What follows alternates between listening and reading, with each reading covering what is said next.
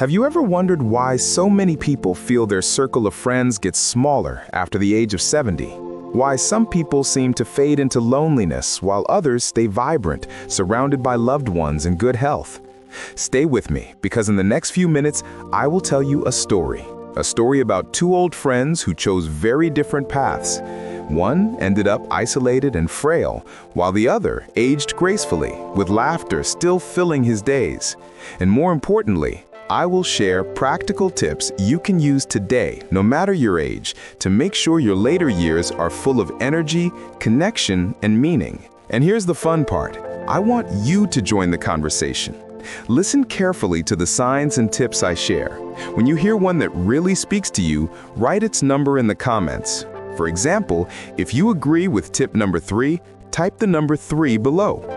This way, we can build a community together, sharing our journeys and encouraging each other. Now, let's begin. The story of Walter and Harold. Walter and Harold grew up together in the same neighborhood. They played ball as kids, joined the army together, and later worked at the same factory. But when retirement came, their lives slowly began to take different shapes. Walter saw retirement as a reason to slow down completely. He sat in his armchair most of the day, watching television. His meals often came from a microwave box. He told himself he deserved to rest after decades of work. At first, it felt good, but slowly, his phone stopped ringing. Friends passed away or simply stopped calling. His body stiffened, his energy dropped, and before long, he was living in near silence. Harold, on the other hand, saw retirement as a new beginning. He signed up for a walking group in the park. He started cooking simple, healthy meals, nothing fancy, but balanced. He joined a local book club, even though he wasn't much of a reader before. Over time, he became not just healthier, but also surrounded by new friends, some even decades younger. His days were filled with conversations, laughter, and purpose. By the time both men turned 75, Walter struggled to get out of bed, while Harold was planning a hiking trip with his grandchildren. Same age, same background, two very different outcomes. Why?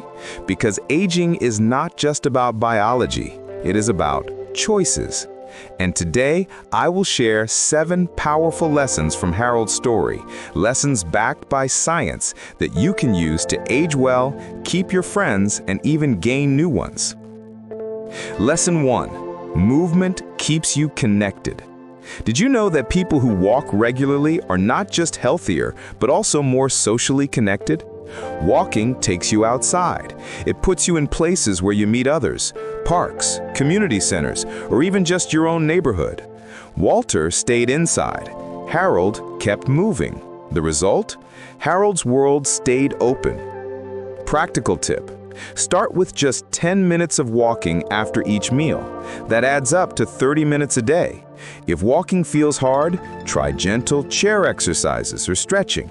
The key is consistency, not intensity. If this sounds like something you could start today, type number 1 in the comments. Lesson 2. Food shapes more than the body. Walter often ate processed meals high in salt and sugar. Harold focused on whole foods, vegetables, fruits, fish, beans, and nuts.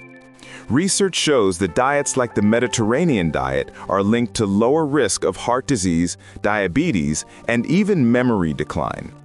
But here's another truth. Meals are social. Harold often cooked enough to share with a neighbor. Walter ate alone. One dinner created isolation, the other built friendship. Practical tip. Choose one meal a day where you add fresh vegetables or fruit, and whenever possible, share that meal with someone else. If food and friendship together makes sense to you, write number 2 below. Lesson 3.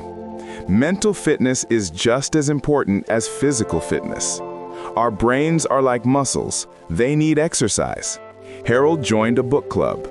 He also learned to play chess, something he had never tried before. Walter, meanwhile, watched reruns of old shows without challenge or novelty. Research shows that learning new skills, reading, or even solving puzzles strengthens the brain and reduces the risk of dementia. More importantly, it creates conversations. Practical tip: pick one new thing to learn this year. It doesn't matter if it's painting, gardening, or even a smartphone app.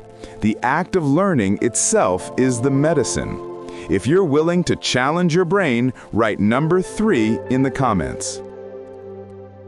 Lesson 4. Friendships require effort. Here's something most people forget. Friendships don't disappear by accident. They fade when we stop reaching out.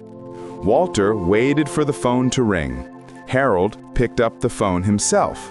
He scheduled coffee dates, wrote letters, and even joined group events he wasn't sure he would enjoy.